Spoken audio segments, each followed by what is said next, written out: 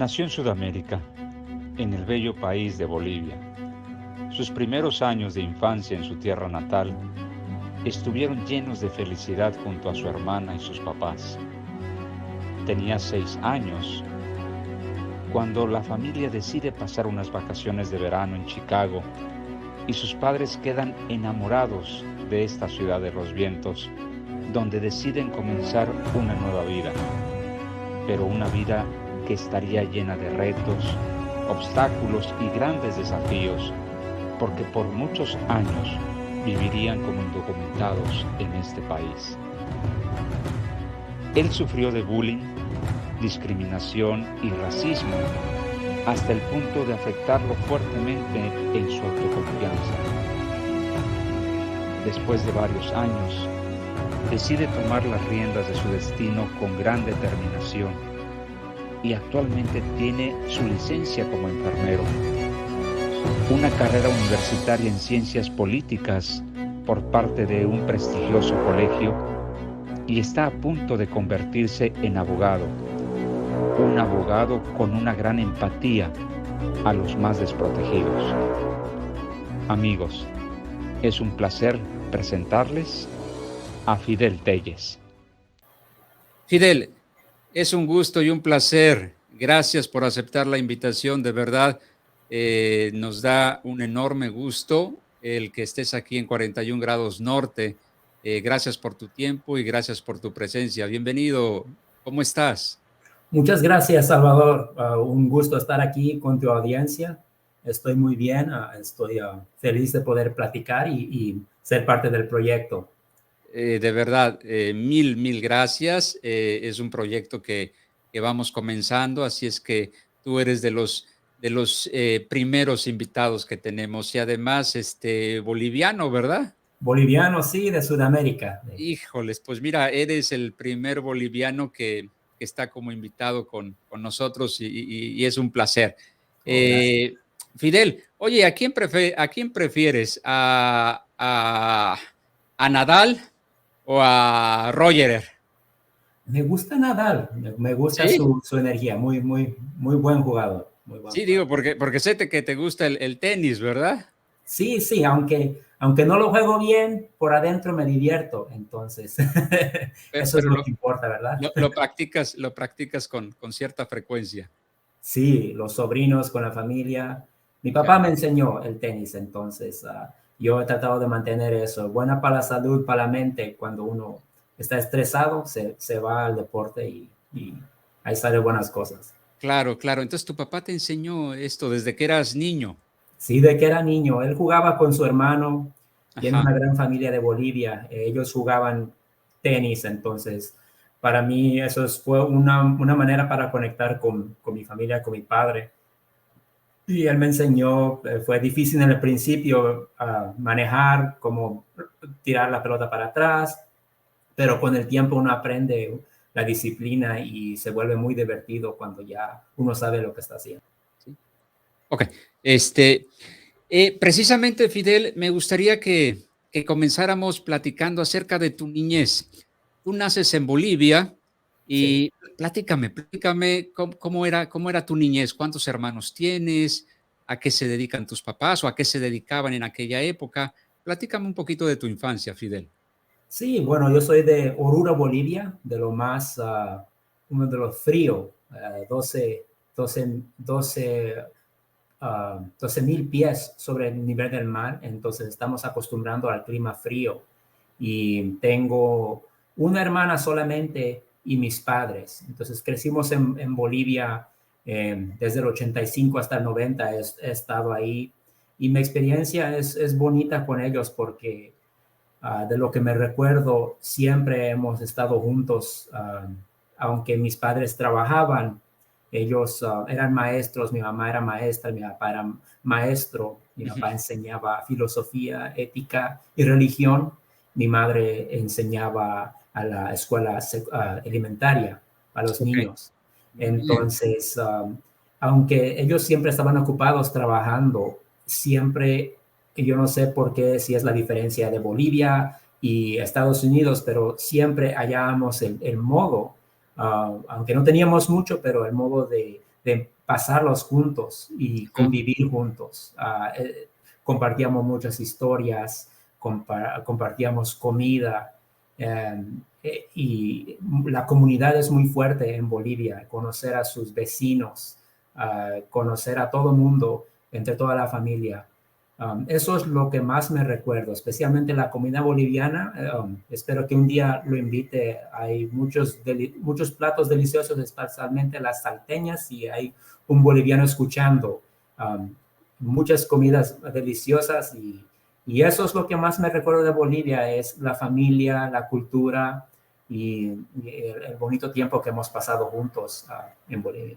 Ya. Oye, Fidel, ¿y qué hacías de niño? ¿A qué jugabas?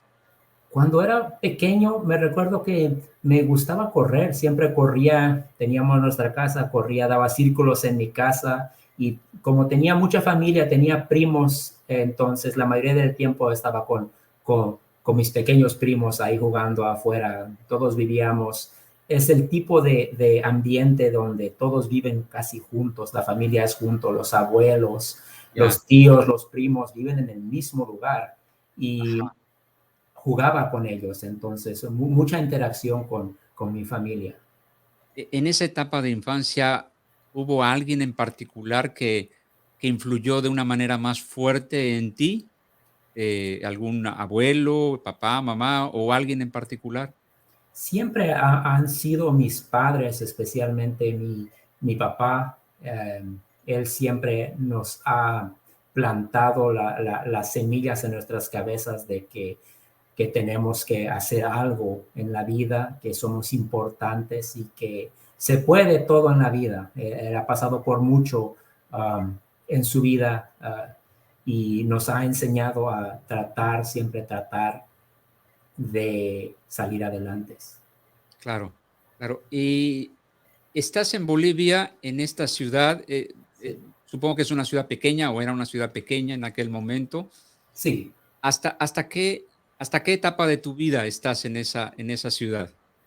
Bueno, estuve en Bolivia hasta que tuve los 6 años, Ujú. y mis padres, como en Bolivia y muchos inmigrantes, miran la televisión, miran a Hollywood, y Ya. piensan que miran las historias bonitas que dicen que terminan, vas a Estados Unidos y tienes mucho dinero, y todas las oportunidades te vienen porque estás ahí. Entonces, eso quisimos ver. Y hasta los 6 años mis padres agarraron una visa para venir a Chicago para visitar a una tía que tengo aquí, Ok. y por suerte vinimos aquí en una visa de visitantes.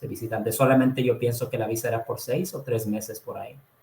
Ok. Y eso sucedió cuando tuviste o tenías 6 años, Seis decías, años, ¿verdad? sí, es cierto.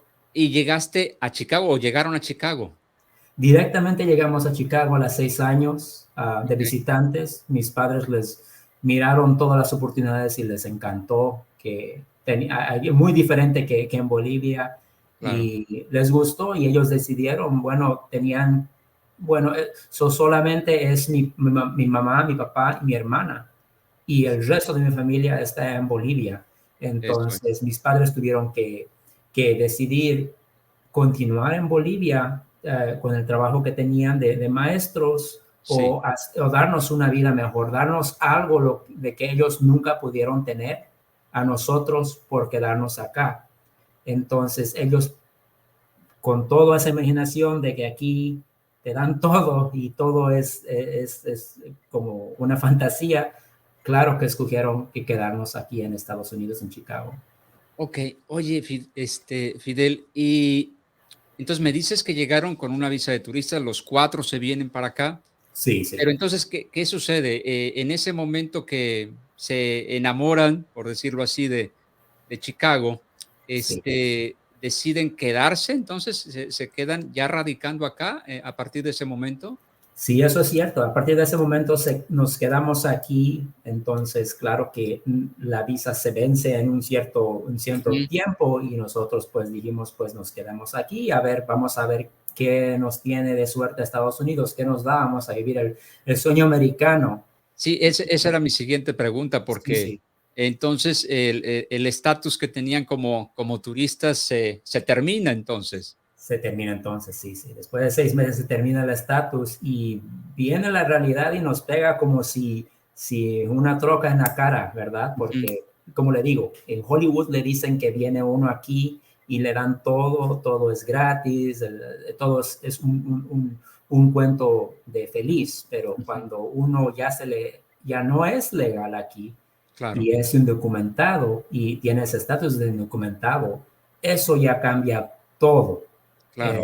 Entonces ahí empezó como dicen en inglés, the reality check. Ya nos chequean la realidad de verdad lo que estamos viviendo. Y desde ahí, bueno, uno tiene, como persona, tiene que comer, tiene que trabajar, tiene que mandar a sus hijos a la escuela. Y muchas de esas cosas son difíciles cuando uno no tiene documentos. Entonces ahí empieza el verdadero miedo entre nuestra familia, porque ya sabemos que si no hay ir para Bolivia, no podemos regresar a Bolivia, porque si regresamos ya no retornamos. Es muy Claro. difícil para incluso venir. Les tomó mucho tiempo para tratar de agarrar la visa turística aquí en Estados Unidos. Entonces ellos decidieron, bueno, vamos a ver qué vamos a pasar. Y sí, nuestra experiencia aquí como indocumentados por mucho tiempo, casi 15 años, ha sido muy difícil, especialmente para ellos que tenían que trabajar. Yo era pequeño, yo tenía que ir a la escuela y eso era mi oficio, pero ellos tenían que trabajar. Sí. Entonces, para ellos eso es mucho miedo, mucho miedo. Ah, claro, Fidel, ¿recuerdas en qué época del año llegaron? O sea, Sí. era invierno, era el calorcito, ¿recuerdas?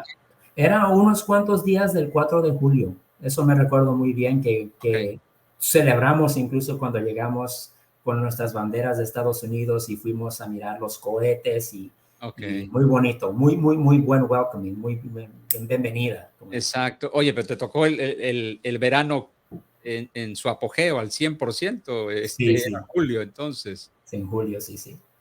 Oye, al tomar la decisión tus papás de quedarse ya como familia a radicar aquí en Chicago, pues, de alguna manera ellos estaban conscientes de lo que iba a suceder, es decir, lo que tú acabas de decir, su estatus se iba a convertir de ser un turista a ser un indocumentado y que seguramente iban a venir muchos desafíos ya con ese estatus de indocumentado en este país.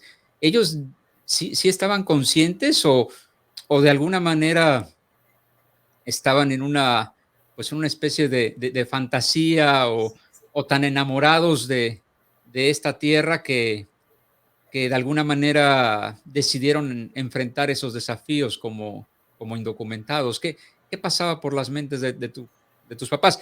Obviamente tú eras muy pequeño, Sí. pero ya de grande te lo habrán platicado tus papás. ¿Qué pensaban ellos acerca de esos desafíos que iban a enfrentar? Sí, bueno, siempre me lo cuentan, me dicen, si supiéramos las cosas que teníamos que enfrentar, nosotros nos regresaríamos a ese mismo momento. Ujú, Como le digo, Hollywood miente a veces, no te enseñan, bueno, hay algunas veces que le enseñan la realidad de lo que de verdad pasa con los inmigrantes aquí, pero hay claro, mucho abuso con los trabajadores. Ellos experienciaron mucho abuso de personas en posiciones de poder que claro. se les tomaban el pelo por eso. Entonces, ellos no tenían el 100% claramente qué iba, lo difícil que iba a ser, Ujú. pero pronto se fueron a entender que sí, esto es difícil, pero ya no hay de otra, ya están los niños en la escuela, ya pasaron unos cuantos años y ya no conocen ellos a la familia, entonces hay que seguir. Ustedes se quedan viviendo en casa de tu tía a raíz de que toman la decisión de quedarse a radicar aquí en Chicago. ¿Por cuánto tiempo estuvieron viviendo en esta casa y en qué momento se cambian a otra casa, si lo hacen, o cuánto tiempo pasó Sí, después? pasó como 6 meses a un año. Entonces, nosotros sabemos que ellos también tienen su familia y no podemos estar ah, tampoco por mucho tiempo. Y como en 6 meses a un año, mis padres encontraron trabajo como housekeeping, lavar platos, ah, muchos trabajos tenían mis padres y se encontraron un apartamento para poder continuar el plan de sacarnos adelante. Claro, tus dos papás, tu papá y mamá empezaron a trabajar. Sí, trabajaron, sí. Con trabajos, así como lo acabas de decir, básicos, ¿no? De lavaplatos, de housekeeping, que es limpieza. De limpieza, sí, de limpieza. Entonces, esos tipos de trabajo empezaron a realizar ellos. Sí. Y mientras tú y tu hermana, pues, iban a la escuela, ¿correcto? Íbamos a la escuela nosotros en la mañana, ya nos tenían listo. Como ellos trabajaban mucho, nosotros teníamos ya nuestra agenda de que a esta hora hay que ir a un lado. Teníamos direcciones de no hablar con nadie porque eso no se sabía. Policía, claro. Cualquier extraño en nuestra mente teníamos de que ellos nos iban a deportar. Exacto. Entonces íbamos directos a lo que íbamos, claro. No había otra ruta. Claro, todo eso sucedió en Chicago, ¿correcto? Sí, eso sucedió en los suburbios de Chicago. En un suburbio. ¿En cuál de ellos? Yo vivo en Streamwood y hay uno que es su neighbor que se llama Hanover Park. Entonces son los suburbios como 45 minutos de Chicago. Eso es. A veces como que se tiene la impresión de que en los suburbios puede haber como mayor riesgo para este tipo de circunstancias, ¿no? De sí. Personas indocumentadas, ¿no? A veces yo lo he escuchado, no sé si en verdad haya algo de cierto en eso. Sí, puede ser peligroso, sí. ¿Verdad? Ok, y bueno, ¿tú eres el hermano mayor o es tu hermano? Tengo una hermana mayor, me lleva por como 4 años. Tú eres el menor de los dos. Soy el menor de los dos, sí. ¿Y cómo te llevabas con tu hermana? ¿Eran buenos hermanos, eran buenos cuates, se llevaban bien? Sí, le cuento, hay muchas historias de peleas, pero sí, como un hermano mayor y un hermano menor con una hermana, éramos lo único que teníamos, porque en ese momento, como le digo, no hay a socializar con nosotros niños como ahorita los hacen. Tú vas a tu casa, bajas las cortinas, respondes el teléfono, no abres la puerta a nadie hasta de que regresemos a trabajar. Entonces solamente era yo, los únicos que nos comunicábamos por mucho tiempo. Sí. ¿Ustedes tenían esas instrucciones de sus papás? Sí. 0 hablar con alguien extraño. Todo eso por el miedo a ser deportado, ¿correcto? Sí, eso es cierto. No había contacto de ojo, no había pasar directamente a la casa. Sí, porque uno nunca se sabe, la cosa nunca se sabe. Fidel, esa situación de vivir como una familia indocumentada, ¿te hacía convertirte en un niño tímido dentro de tu salón de clases o eras un niño que tenías muchos amigos o al contrario eras tímido e introvertido? ¿Cómo eras? Yo siempre he sido un niño alegre. Pasar lo que estaba pasando, mis padres me trataban de decir de que, mira, esta es una especial situación, no estás como el resto de las personas, pero hay que continuar. Entonces, siempre he sido un niño alegre, pero al mismo tiempo yo sabía mis límites porque no podía continuar mucho, compartir tampoco mucho con los compañeros, porque si yo tenía miedo, si le decía, miren, nosotros no podemos ir a este lugar solos porque mis padres no tienen licencia o el resto. Entonces, sí, en cierto modo, esa experiencia me ha limitado en la manera de cómo podía convivir con mis compañeros. Claro. ¿Notas alguna diferencia entre una familia indocumentada de aquella época, de cuando eras niño, a actualmente una familia indocumentada en estos momentos? ¿Hay diferencias? Oh, sí, es muy intenso. Entonces, ahora, especialmente con la administración de Donald Trump, ahora las cosas son más intensas de como cuando yo vivía, especialmente en el trabajo, especialmente en la retórica que la administración puso no hace mucho. Entonces, hay más miedo y yo no me imagino cómo se han sentido las personas indocumentadas y también los soñadores en estos últimos años, porque Claro. en los 90 era menos, especialmente eso era antes del 9/11, cuando le pusieron más fuerte a la seguridad nacional. Entonces, ahora yo lo siento, la gente indocumentada y la gente, los soñadores con mucho más miedo y mucho más que perder. Ok. Entonces, tú entras con la opción de ser un estudiante que tomaba sus clases solamente en español, ¿correcto? Sí, Me parece que sigue existiendo todavía esa opción en las escuelas primarias. sí, sigue Eh, existiendo eso, sigue sí, existiendo. ¿verdad? Sí. Sí, entré en Pues, puro español y me continuaron eso hasta casi la secundaria.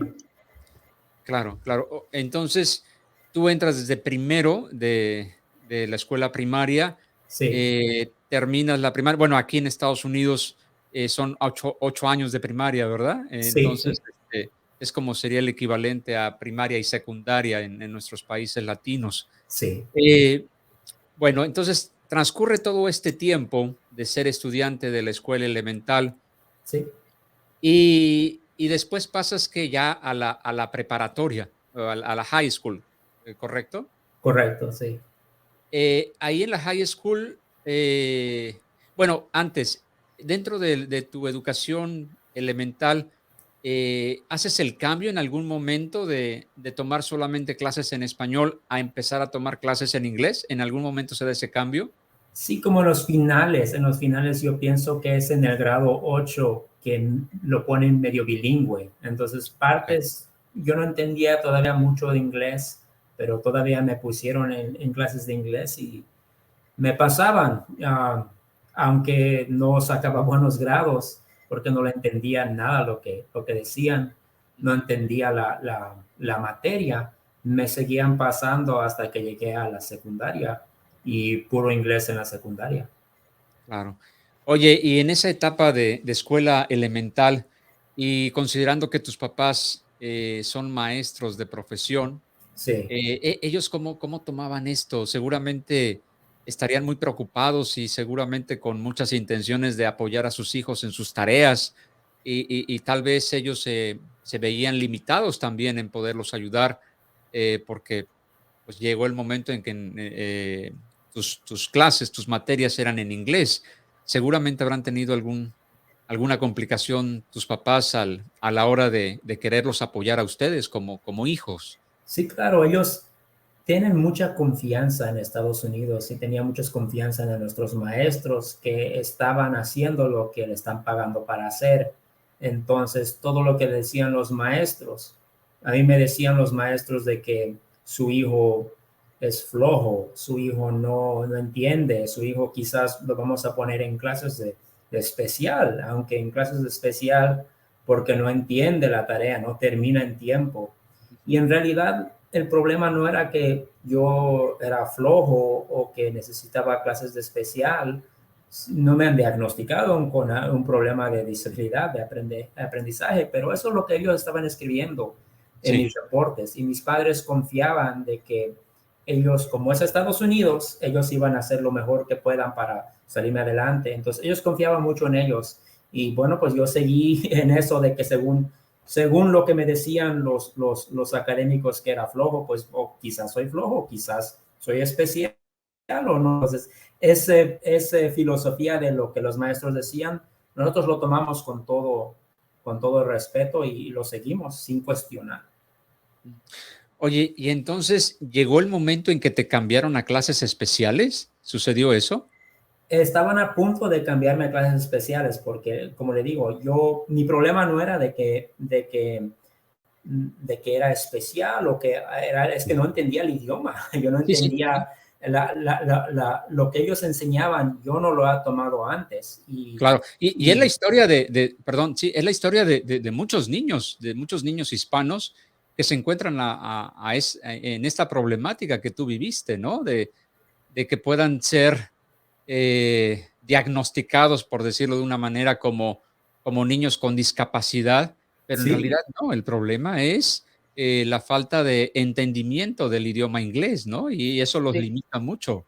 sí, había mucho vocabulario que yo no entendía, había muchas matemáticas que yo no he tomado, como yo no sabía lo que estaban haciendo. Entonces, como un padre, uno, como le digo, confía en uno y uno se Claro. queda confiando, y a veces el narrativo que uno piensa, los maestros piensan que sí, como lo miran como café, es latino, inmigrante, debe tener un problema cognitivo que lo hace diferente a los otros. Y eso, Claro. eso viví mucho tiempo con eso. Claro.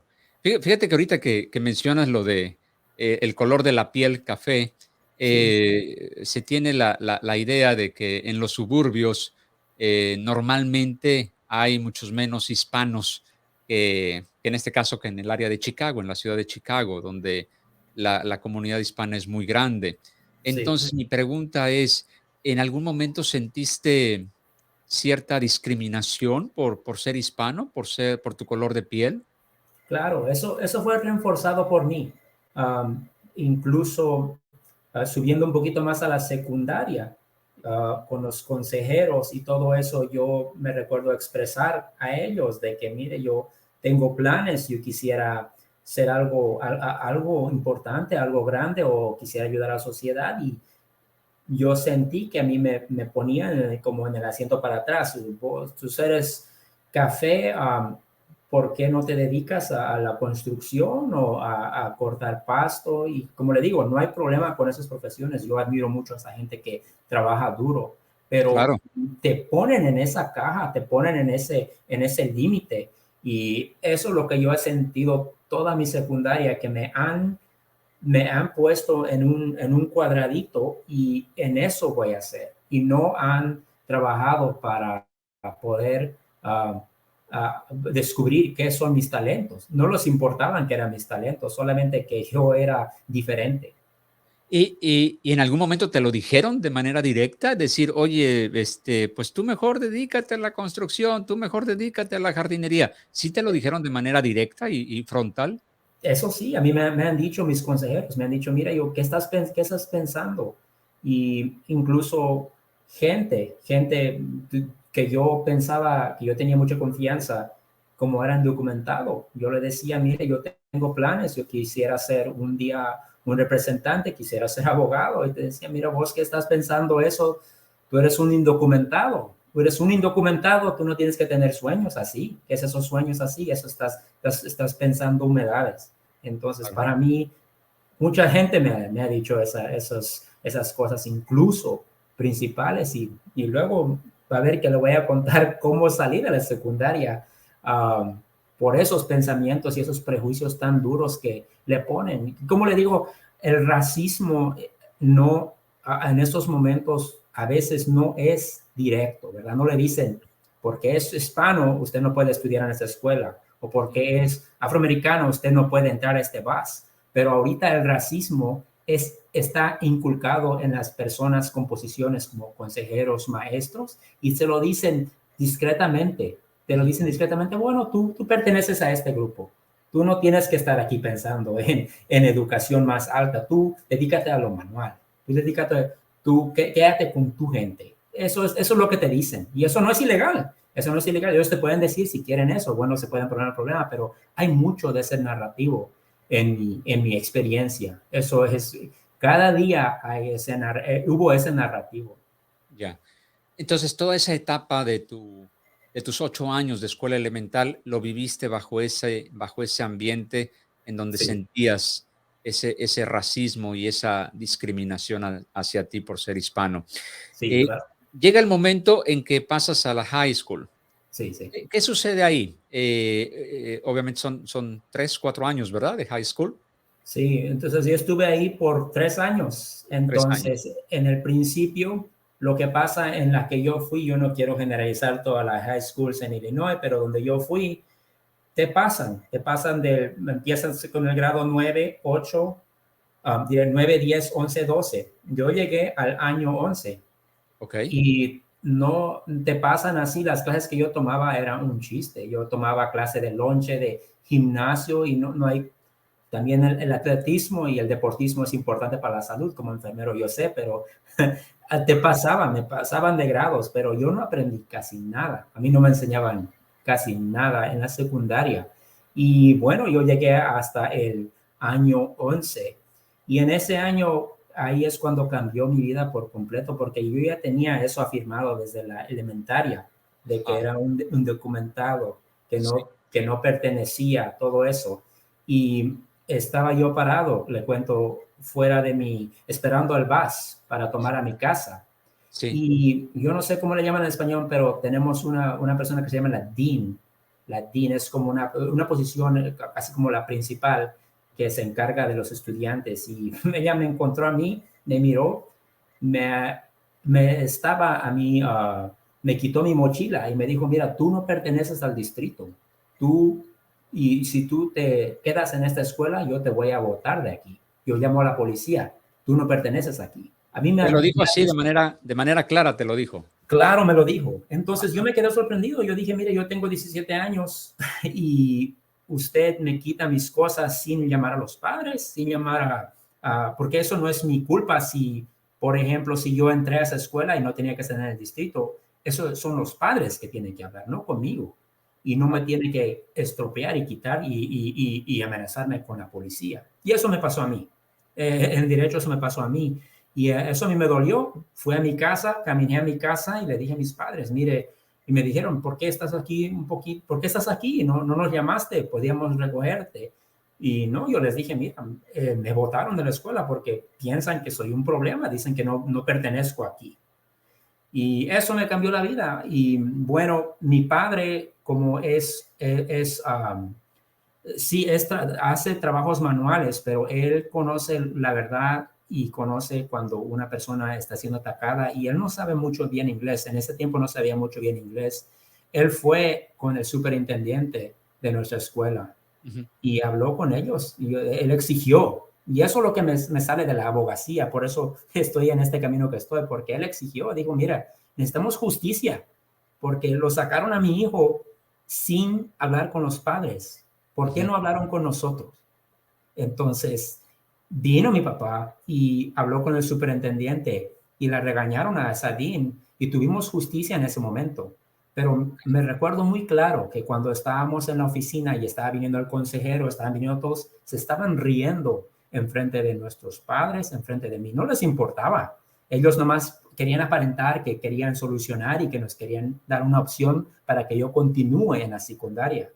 Entonces, cuando yo me di cuenta, y mi padre se dio cuenta también, mira, aquí se están riendo de nosotros. Ellos no están aquí para decir disculpa, hicimos una falla. En ese momento dijimos, no puede continuar. Y de ahí yo no continué y de ahí yo me salí de la secundaria y no continué. No pude graduarme con mis compañeros. Wow, entonces te viste forzado a salirte. Sí, sí, por esas mismas risas, por esas mismas caras que me enseñaron de frente, y eso ni fue de frente que se rieron de nosotros, de que mira, ya están aquí haciendo lío, pero estábamos buscando justicia. Wow, qué escena tan fuerte habrá sido y seguramente quedó grabada en tu memoria, la tienes muy fresca esa escena. Sí, lo tengo fresco y lo cargo ahorita mientras estudio para la barra, para ser abogado. Eso es Claro, lo que a mí me tiene mi energía, tiene la sangre caliente adentro, en mi espíritu, porque yo sé que si en los suburbios eso para eso, imagínate cómo va a pasar a personas que ni tienen padres, que saben inglés o que pueden tomar el tiempo para abocar para su hijo. Entonces, para mí eso me mantiene funcionando para siempre. claro. Me imagino que esa escuela de la que te viste forzado a salir era una escuela donde principalmente el alumnado eran americanos blancos. ¿Es así?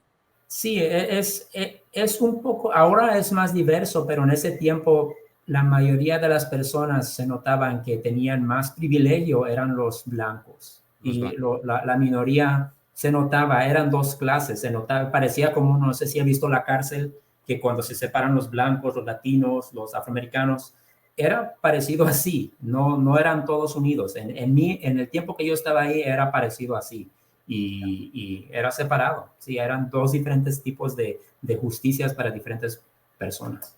Claro. Y te ves forzado a salir faltándote que un año o Un para año. un año. ¿Y ese año lo terminas en otra escuela? No, yo después de eso, yo honestamente, yo creía el narrativo. Yo creía el narrativo, aunque mi padre me dijo, mira, tú puedes, solamente es el problema aquí, tú puedes, tú tienes la capacidad, tú no eres especial, no eres tonto, tú puedes hacer lo que lo que tú tienes, el talento. Sí. Pero yo en ese momento, yo me la creí. Me recordaba las caras de los maestros, de los deans, de toda esa gente diciéndome de que tú eres un problema, Burlándose un de ustedes, criminal. burlándose de ustedes, riéndose de ustedes. Sí, y yo me la creí y dije, entonces yo no pertenezco a la escuela, yo no pertenezco, yo de verdad quizás si ustedes miran que yo soy un problema, yo soy un problema, entonces eso yo me lo mantuve por mucho tiempo, después del 2001 hasta el 2008, que recién empecé, 8 años me tomé para reflejar en la verdadera, en quién soy yo. Porque yo Ujú. de verdad pensaba, yo me la creí, eso de lo que dicen, que eres criminal, no perteneces aquí, que no tienes lo que ellos tienen para poder estudiar, no eres tonto. Eso yo me lo creí por 8 años. Entonces, poquito a poquito recapacité y traté de Sí. continuar. Entonces, esos 8 años interrumpiste tus estudios. Sí. Okey. ¿Y qué sucede en esos años? ¿Te dedicas a trabajar? ¿Qué sucede? Sí, bueno, mi padre tenía otro trabajo también de que era asistente de enfermero, entonces eso constituye de personalmente cuidar a ancianos en los asilos. Sí, Y mi padre me dijo, bueno, hay una clase en el verano que tomas como un mes, 2 meses, que es de asistente de enfermero, que se llama CNA. Es un trabajo bien duro. Y yo admiro a la gente que hace eso, ya que soy enfermero, pero asistente de enfermeros, eso he hecho desde el 2002, pone a 2008, y he continuado haciendo eso. Eso hacía yo para trabajar en ese momento. okey, y eso lo empiezas a hacer por la influencia de tu papá, que también se dedicaba a eso. Sí, Y él hacía eso en part-time. Sí, trabajaba él de housekeeping, tenía muchos trabajos, pero era uno de sus trabajos eso. claro. Y bueno, durante todos esos años te dedicas a eso Sí. y sacas tu licencia para dedicarte profesionalmente a eso, ¿correcto?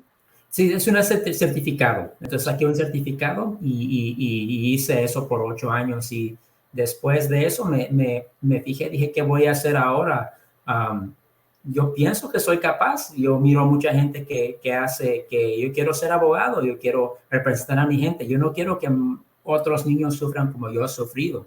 Entonces entré a una escuela comunitaria y tomé clases que se llama el equivalente de la secundaria, del GED, y eso El lo tomé. GED.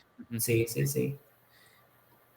Fíjate qué interesante toda esta situación que viviste y pues, muy particular, muy inspiradora, Sí, sí. porque después de ese lapso, ese receso que finalmente estuviste trabajando y obtienes un certificado como enfermero, tú sabías, te sabías tú mismo capaz de poder lograr cosas mejores todavía.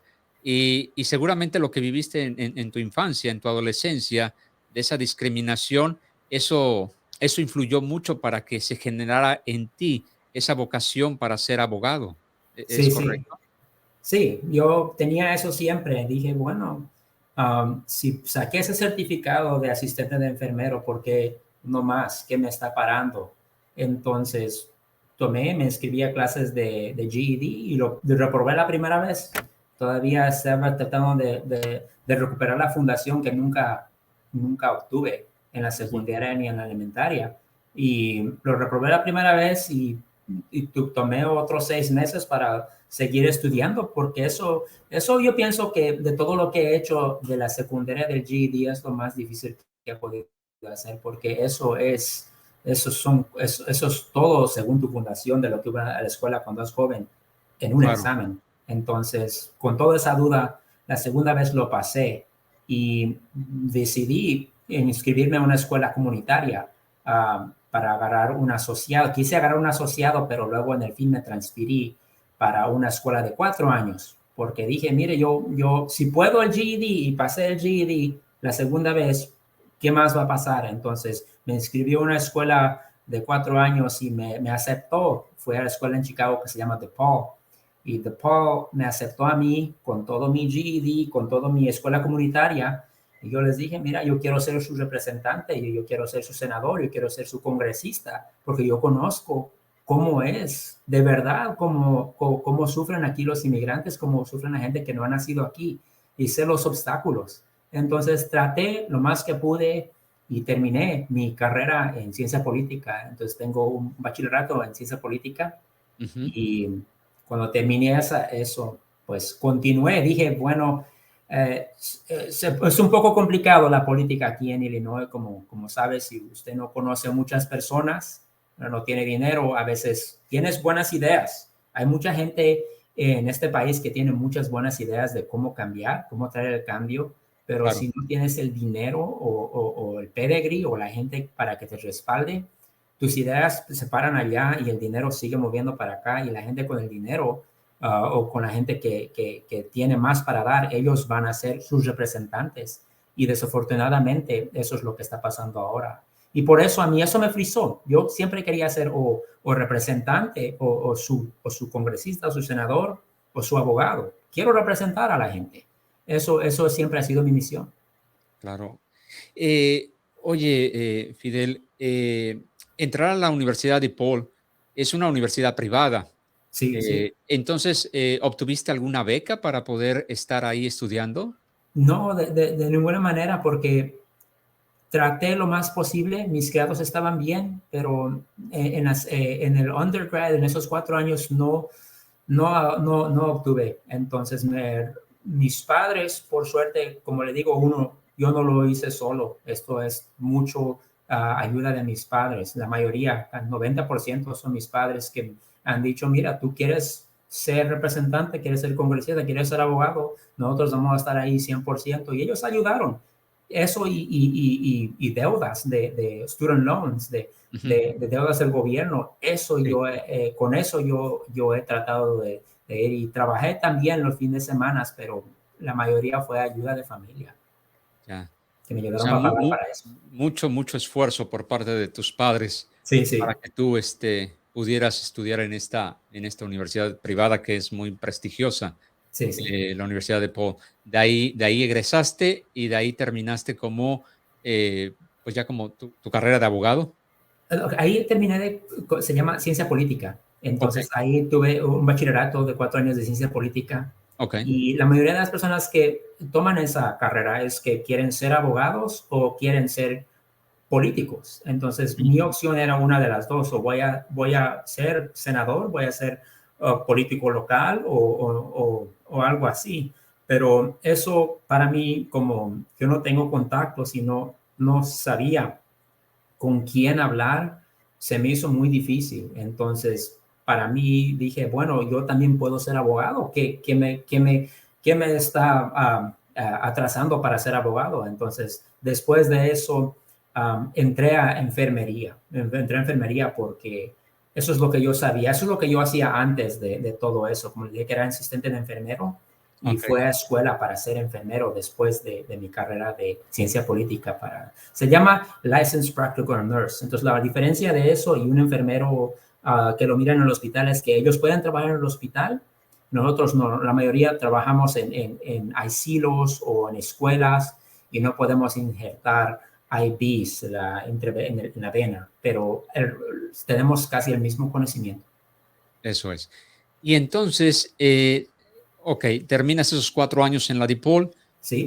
Después continúas tu carrera o retomas tu carrera como enfermero. Sí, sí. Y después, ¿qué pasa? ¿Ya vuelves otra vez a estudiar en la línea para convertirte en abogado?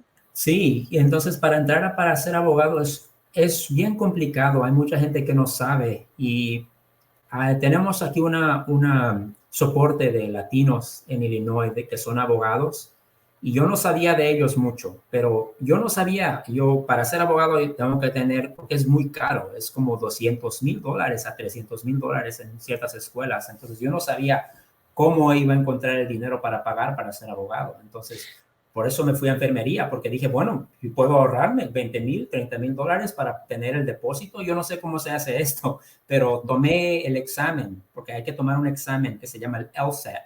Ese examen te testean a ver para ver qué escuela de ley te acepta. Y por suerte, otra vez, DePaul me miró a mí y tomé el examen y me aceptó y me dio una buena beca que no era condicional.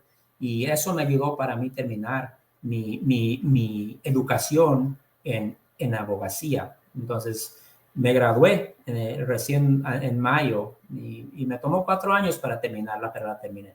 Okay, entonces, Fidel, Sí. digo, sé que la educación aquí en este país es muy, muy cara, igual que los servicios médicos también, pero no tenía ni idea. O sea, una carrera de abogado, me dices que está costando entre 200,000 y 300,000 dólares la carrera. Sí, cuesta así. Depende, bueno, hay dos, por suerte hay tres. Ahora una escuela que se llama John Marshall se volvió pública y las escuelas públicas son más baratas. Son un poco, Claro. es la mitad de eso. Por ejemplo, DePaul me costó 45,000 al año, 45,000 al año. Entonces, así te van las privadas y las 45, públicas es la sí, mitad perdón, $45,000 la DePaul te costó al año y al estuviste año. 4 años ahí. 4 años, sí, sí, sí. Y todo eso lo cubrieron tus papás. Oh, no, Bueno, no. tú también trabajando. De ley, la mayoría fue de student loans Ajá, del gobierno, sus préstamos préstamos. estudiantiles. Sí, sí, sí. Pero ya al terminar la carrera, pues la persona se queda con esa deuda, obviamente, y hay que pagarla, ¿no? Hay que pagarla. Entonces, eh, eso es el problema, que cuando uno no tiene buena asesoría, uno entra. Y eso es lo que yo entré. Yo quería ser abogado, aunque me cueste todo yo quiero representar a la gente, pero necesitamos más personas que nos asesoren en ese tipo de deuda, porque Claro, puede ser caro, pero tiene sus beneficios, claro, tiene sus beneficios. me lo imagino. Esta carrera en la DePaul de 4 años, ¿hace cuánto tiempo la terminaste? En mayo me gradué. En mayo Este- pasado. sí, este mayo me gradué Ya. y Felicidades, gracias, felicidades. muchas gracias. Me metieron en el programa de 4 años part-time. Normalmente cuesta 3 años para ser abogado, para terminar la escuela de ley es 3 años. Pero a mí me costó 4 años porque me metí en el programa de medio tiempo mientras trabajaba. Eso es.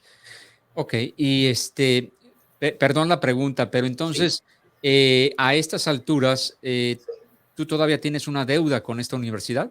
¿Sigues, sí. sigues pagando? Sí, todavía no están en pausa por la pandemia, pero Ujú. muy pronto esos $200,000 van a es como una casa, entonces me va a venir un bill de eso pronto Es cierto, y sí, es como, como una casa, como bien, es bien lo como una acabas de casa, sí, decir. sí, sí. Sí. Eh, bueno, pero pues la idea es de que obviamente la inversión que hace la persona en estudiar esta carrera, pues obviamente se pueda se pueda compensar, ¿no? Con el salario, con los ingresos en el futuro pues, de un abogado, ¿verdad? Sí, eso es lo que yo en este momento estoy buscando mucha gente, especialmente los latinos en Illinois.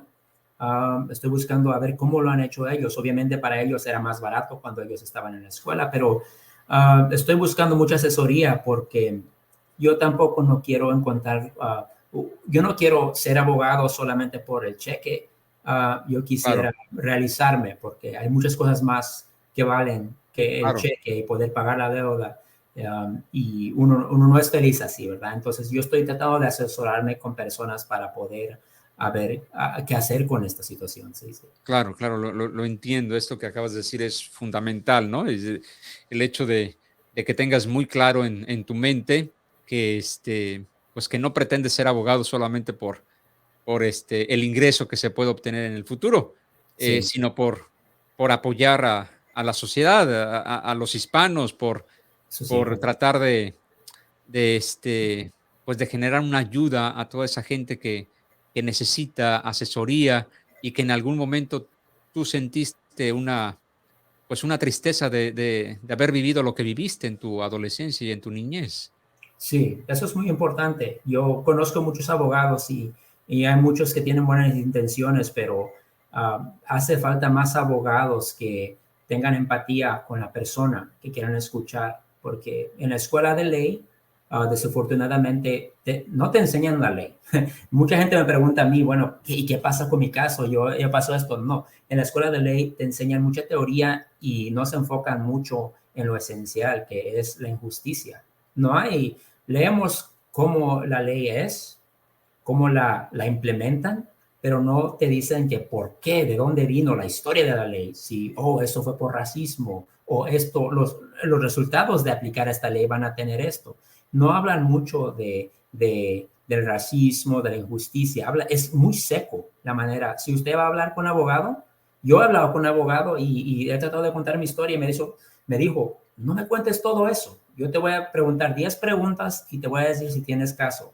A mí no me importa cómo te sentiste, no me importa qué te dijeron yo nomás quiero ver si entras o no entras.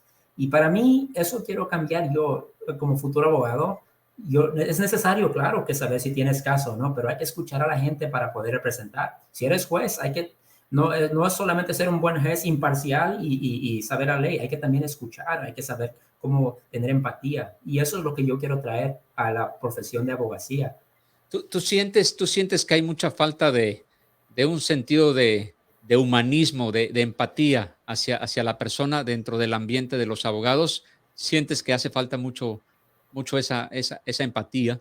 Sí, yo tengo mucho respeto. Por ejemplo, en mi escuela yo tuve muchos mentores, muchos maestros, muchos colegas en mi escuela, pero la manera como ellos hablan de los problemas, especialmente cuando por ejemplo, un ejemplo como el COVID y cómo la gente de minoría está siendo afectado diferente como otra gente con el COVID-19, hay mucha gente que lo habla como si fuera una historia, una filosofía, algo que en sus oficinas, en sus bibliotecas, están insulados en una burbuja.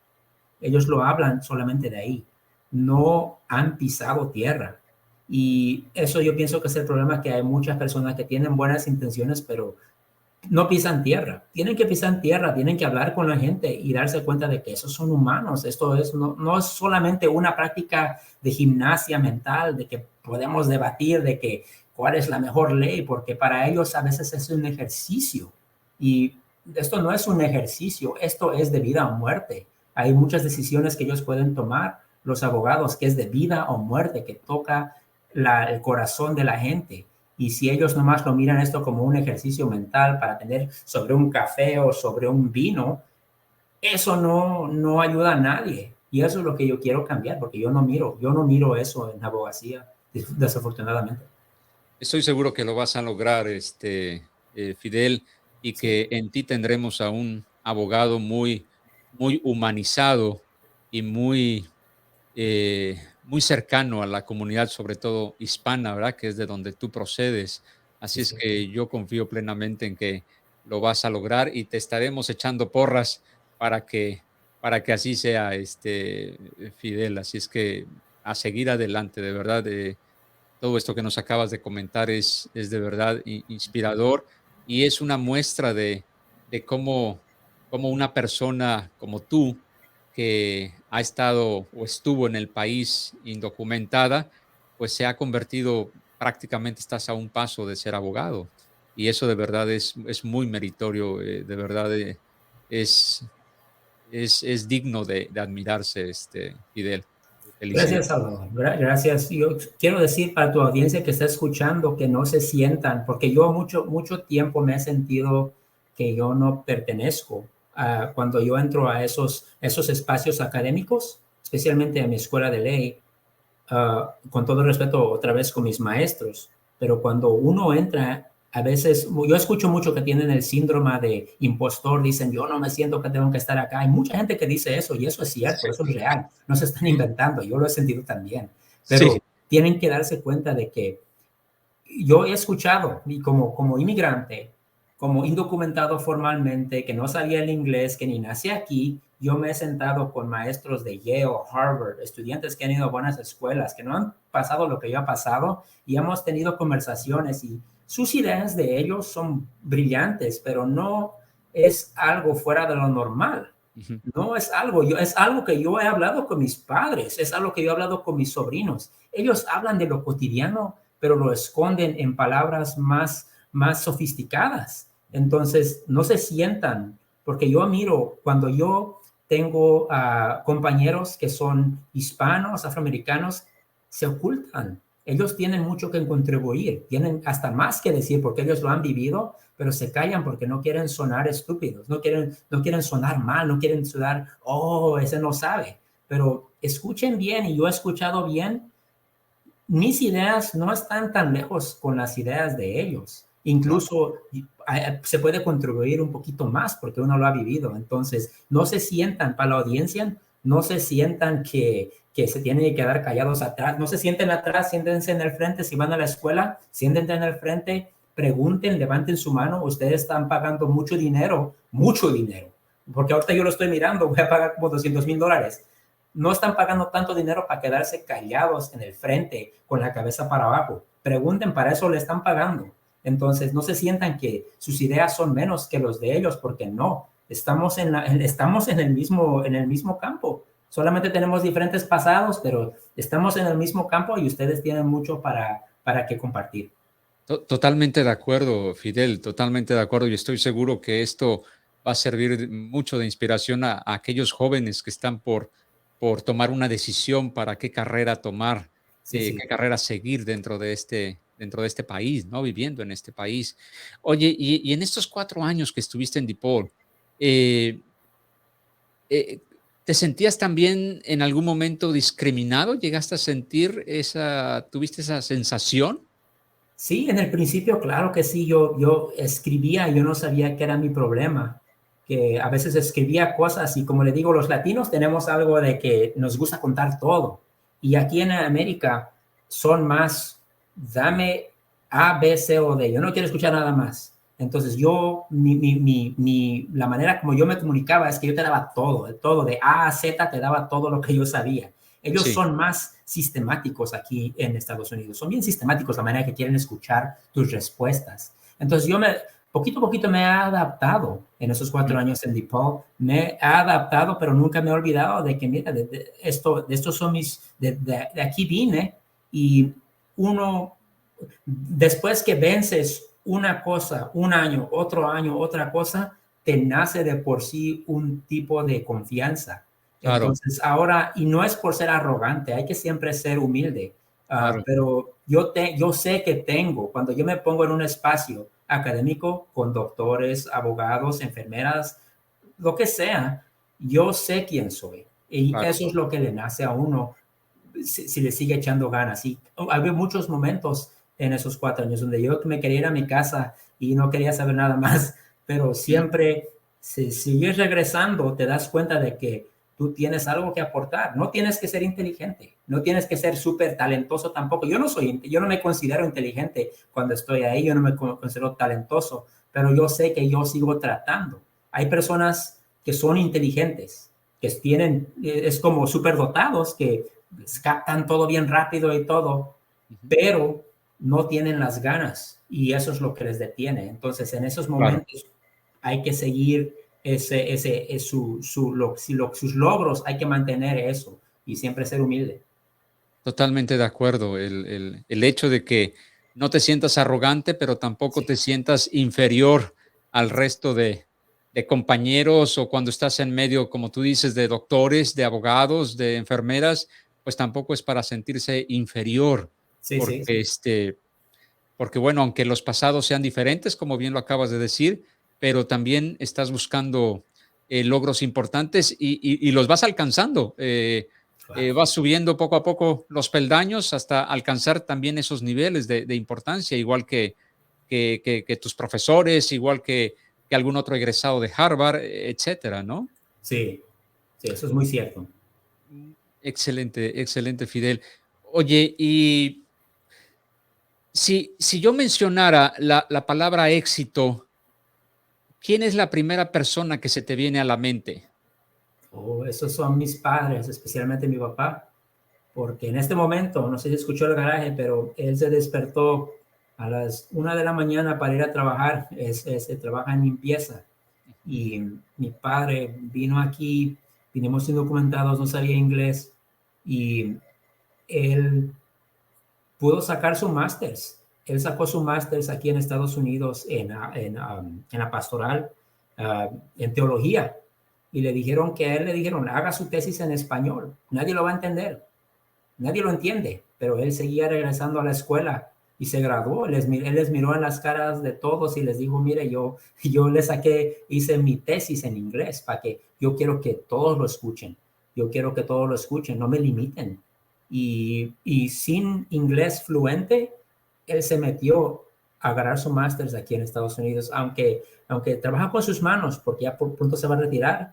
Él tuvo el gusto de mirarle a las caras de todas esas personas que le dijeron que no podía porque el inglés no es su primera lengua.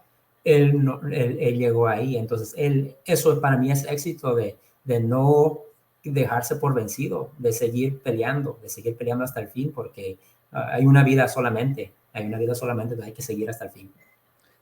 Podemos decir que es tu gran ejemplo, Sí. tu papá. Sí, gran ejemplo. Siempre me ha estado inculcando esas semillas desde como le conté de la secundaria, de que me votaron. Él entró sin inglés y entró a pelear por mí hasta ahorita. Entonces eso es muy grande para mí, y eso siempre lo voy a cargar como futuro abogado o representante o senador congresista. Eso lo voy a cargar para mi gente. Claro. Entonces tu idea, estás muy interesado en tomar el camino de la política aquí en este país. A mí me encantaría eso. Solamente necesito un buen equipo, gente que me soporte, y yo pienso que tengo una buena idea, un buen pasado, porque hay mucha gente que ahorita estamos en un tiempo de urgencia. Es urgente ahorita que tengamos una persona que no esté ahí por razones, por intereses o políticas o por conexiones. Necesitamos personas que estén ahí para que entiendan, que han vivido la vida de inmigrantes y entienden cómo es el rechazo, cómo uno lo rechazan tratando de mejorarse. Y yo como nadie lo entiendo. Entonces, eso sería para mí en el futuro. Yo voy a correr en el futuro para ser su senador o local. No tiene que ser grande, puede ser local, porque muchos de los cambios vienen en esas posiciones locales, porque hay mucha gente que no se da cuenta, no vota local, no vota no sabe quién es localmente, quién está ahí, y esas personas tienen mucho poder en lo que pasa en su comunidad. Claro, definitivamente. Estoy seguro que vas a lograr todos esos objetivos que te has planteado con todo este recorrido que has hecho y que nos has hecho el favor de compartirnos. Yo estoy seguro que vas a lograr todavía mucho, mucho más y alcanzar todas las metas que tienes en mente. Fidel, ¿y cómo le haces para manejar el estrés? Porque seguramente han sido años de eso, de mucho estrés, de mucha presión, de sentirte aislado, de sentirte discriminado en algún momento. ¿Cómo le haces para superar ese estrés?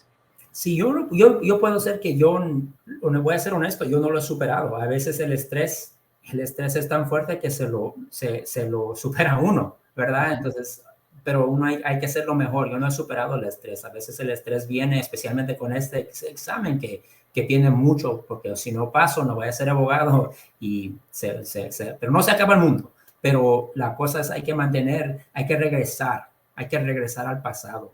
Entonces, eso es lo que yo hago para manejar el estrés. Yo regreso, ¿qué fue tu propósito para estar aquí?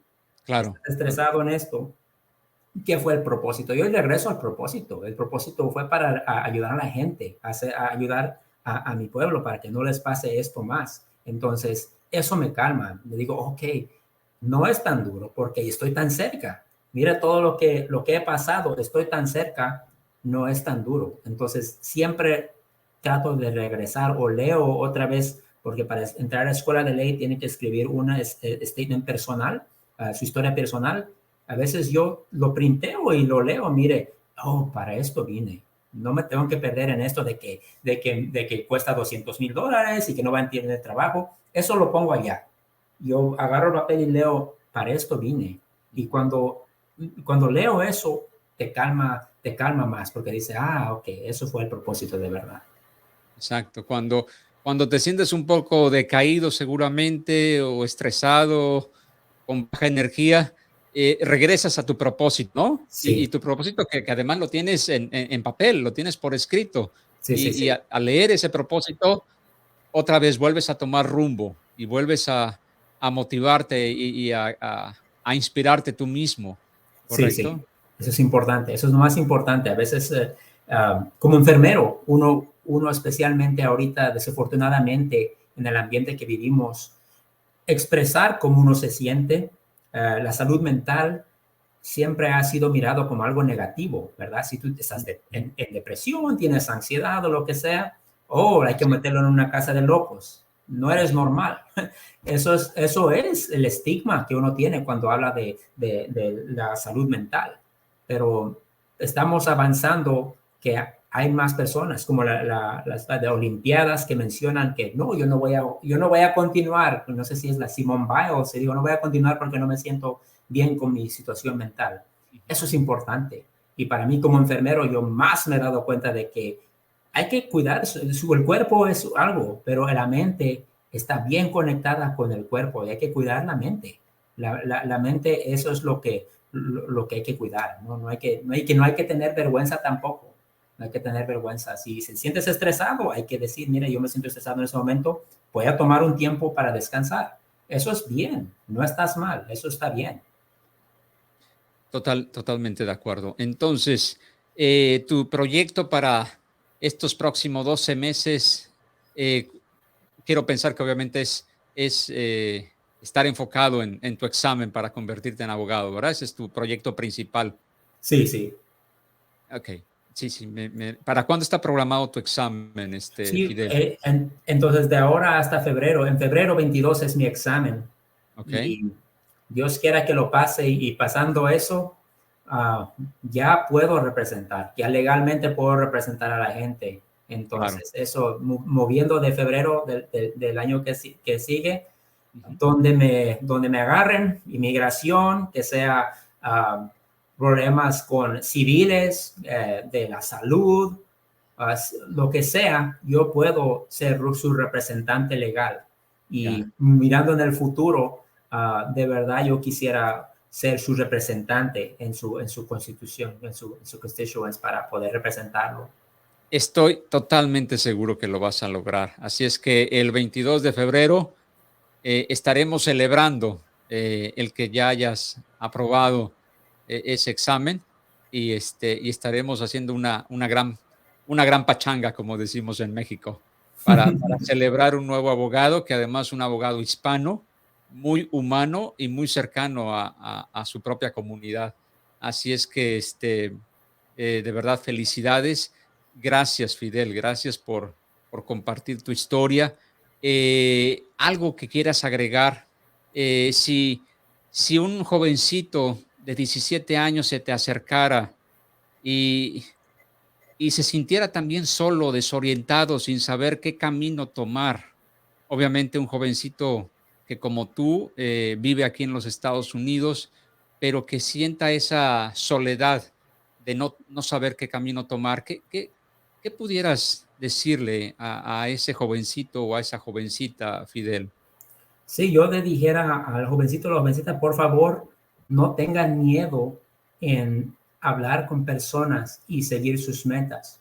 La mayoría de mis triunfos o de mis conexiones que yo he hecho no era por quedarme callado, era por miré a alguien que yo dije, bueno, yo quiero ser como ella, yo quiero ser como él. Agarré su número de correo de 100 personas que yo he contactado, le voy a decir la verdad, como 15 me han respondido, Ujú, pero no importa, 15 me han respondido, de 100 claro. a 15, eso es bueno. No tengan miedo, no se queden callados porque uno no gana cuando se queda callado con la cabeza para abajo, sentado atrás en la clase con tímido.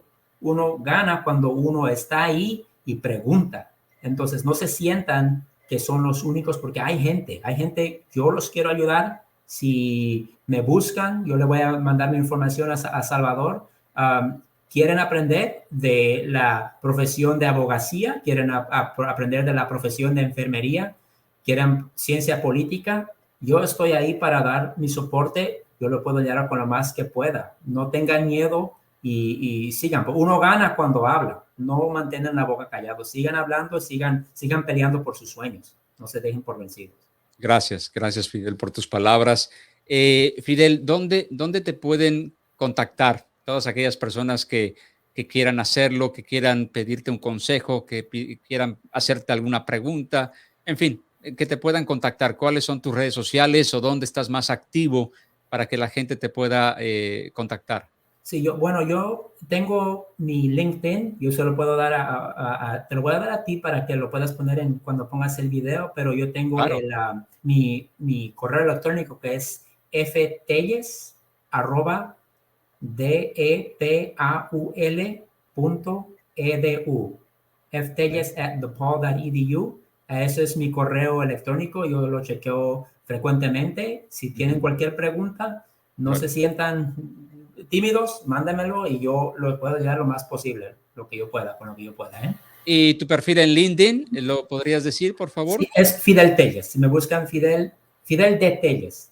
Fidel D. Telles, que es precisamente por donde yo tuve el gusto de contactarte. Y mira, estamos aquí platicando y no me queda nada más que agradecerte enormemente tu tiempo, agradecerte de manera infinita el haber compartido tu historia tan inspiradora para el resto de la comunidad hispana que vivimos aquí en los Estados Unidos y en general para todo el mundo, porque esto es un podcast y nos pueden ver y escuchar pues en todo el mundo. Gracias, Fidel. De verdad, mil gracias por tu tiempo y por tu apoyo a este proyecto de 41 Grados Norte. Muchas gracias, Salvador. Es un honor poder conectar contigo y con tu audiencia. Espero que tengan un buen tiempo y muchas gracias. Estoy bien apreciado que me han tomado el tiempo para entrevistarme. Ha sido un placer y seguimos en contacto, Fidel. Absolutamente. Vamos a estar muy en contacto para tener noticias el 22 de febrero y, como te lo dije, hacer una gran pachanga celebrando que tenemos un abogado hispano nuevo aquí en Illinois. ¿Sale? Bueno, a sus órdenes, Un fuerte abrazo, Fidel. Muy gracias. gentil. Gracias. Hasta la próxima. Hasta la próxima.